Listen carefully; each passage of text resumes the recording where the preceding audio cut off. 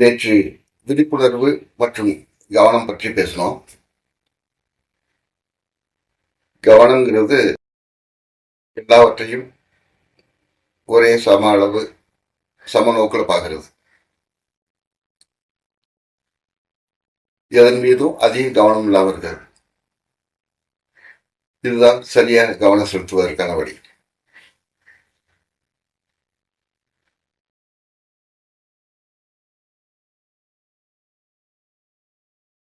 அதிக கவனம் செலுத்தும் போது அதை நம்ம தவற விட்டுறோம்.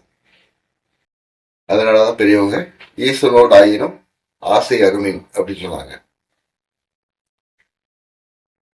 நம்ம குடும்பத்தினராக இருக்கட்டும், நண்பர்களாக இருக்கட்டும், வேற பணம் பொருள் பற்று எந்த பற்றா இருந்தாலும் சரி, அந்த பற்று நமக்கு நம்மளுடைய தேவைகளை பூர்த்தி பண்றது கிடையாது.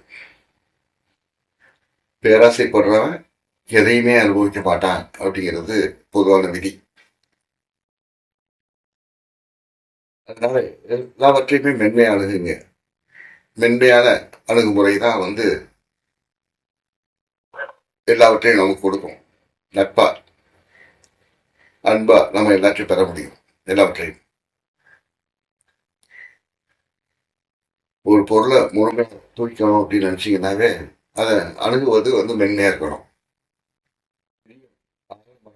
விருதுகளா இருந்தாலும் தன்னுடைய தலைவர்கள் பாருங்க எவ்வளவு நுட்பமாக மென்மையான தலைவர்கள் தான் போய் பூமியை தொடுது. அதுதான் அந்த மரத்துக்கு சப்போர்ட்டா பெரிய தூணா நிற்குது.